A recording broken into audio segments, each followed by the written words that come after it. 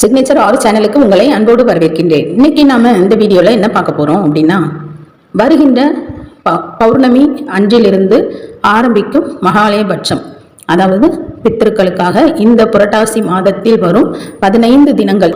இந்த 15 தினங்கள் தான் மகாலயபட்சம், அதாவது பித்திருக்களுடைய தினங்களாக வணங்கக்கூடிய தினங்களாகும். இதுல மாதந்தோறும் அமாவாசை கும்பிட்றவங்க, பித்திருக்களுக்காக தர்ப்பணம் செய்கிறவங்க எவ்வளவு பேராக எத்தனை விதமாக செய்தாலும் வருடத்தில் இந்த 15 தினங்கள் மிக மிக முக்கியம். இந்த 15 தினங்களை நாம் கொண்டாட வேண்டும், கண்டிப்பாக வணங்க வேண்டும், நிறைய தானங்கள் செய்ய வேண்டும். இறந்து போன முன்னோர்களுக்காக, பித்திருக்களுக்காக இந்த 15 தினங்களை செலவிட வேண்டும் அப்படிங்கிறது தான் இப்போ நாம சொல்ல போகின்ற முக்கிய கருத்தாகும். இப்போ வருகின்ற பௌர்ணமி ஆரம்பிக்கலாம். மகாலயபட்சம் நம்ம செய்கின்ற இந்த 15 தினங்கள்ல முதல் நாளாக வெள்ளிக்கிழமையிலிருந்து நீங்கள் ஆரம்பிக்கலாம். என்ன செய்யணும் அப்படிங்கிறது உங்களுக்கு ஒரு கேள்வியாக இருக்கும். காகம், அந்த பித்திருக்கள் வாழ்றாங்க, ஒரு பறவை கிட்ட வாழ்ந்துகிட்டு இருக்காங்க, உங்க வீட்டுக்கு அடிக்கடி வராங்க அப்படின்னா அதுக்கு ஒரே ஒரு பறவை இந்த காகம் தான். அந்த காகத்தை நீங்க வழிபட ஆரம்பிக்கணும். காகத்துக்கு நீங்க அன்னம் வைக்க ஆரம்பிக்கணும். நீங்க தினந்தோறும் வைச்சாலும் இந்த 15 தினங்கள் விசேஷமாக பச்சரிசி சாதத்துல எள்ளு கலந்து பிசைந்து நீங்க உருண்டைகளாக வைக்கலாம். அடுத்ததாக நம்ம கோமாதா நீங்க போடலாம். இந்த மாதிரி மிருகங்களுக்கு, பறவைகளுக்கு உணவளிக்கலாம்.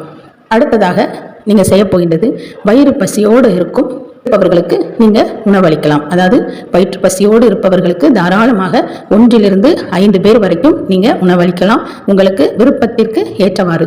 ஆனா இந்த 15 தினங்களும் தொடர்ச்சியாக செய்யணுமா அப்படின்னு கேட்டா செய்யறது ரொம்ப ரொம்ப விசேஷமாகும்.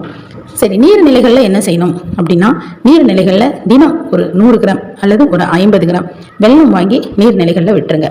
இது நீர்நிலைகளுக்கு செய்ய வேண்டிய காரியமாகும். அப்போ இப்போ நம்ம பறவைகளுக்கு, மிருகங்களுக்கு, நீர்நிலைகளுக்கு, நம்ம அன்னதான வகைகளுக்கு நம்ம இப்போ சொல்லிட்டோம்.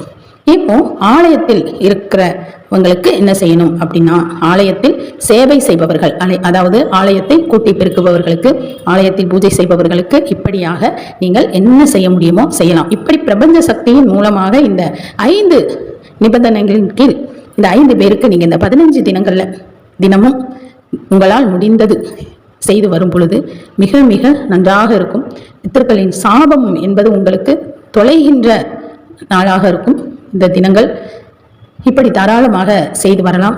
மிக மிக முக்கியமாக நாம் வருடந்தோறும் இந்த பதிவை தவறாமல் நாம் சொல்லி வருவது எப்பொழுதும் நடக்கக்கூடிய ஒரு விஷயம்தான். இந்த வருடமும் மகாலயபட்சம் எப்பொழுது ஆரம்பிக்கின்றது, எப்பொழுது முடிவடைகின்றது அப்படிங்கிற விஷயத்தை நம்ம இப்போ சொல்லியிருக்கோம். இதை கண்டிப்பாக ஒவ்வொரு வீட்டிலும் கடைபிடிக்க வேண்டிய விஷயங்கள் தான். இது யாரும் செய்ய வேண்டியது தான். இதை கண்டிப்பாக செய்து பலனடைய வேண்டும் என விரும்பி இந்த வீடியோவிலிருந்து விடைபெறுகின்றோம். இந்த வீடியோ உங்களுக்கு பிடிச்சிருக்கும் நம்புறேன். இன்னும் ஒரு வீடியோவில் நான் உங்களை சந்திக்கிறேன். தேங்க்யூ.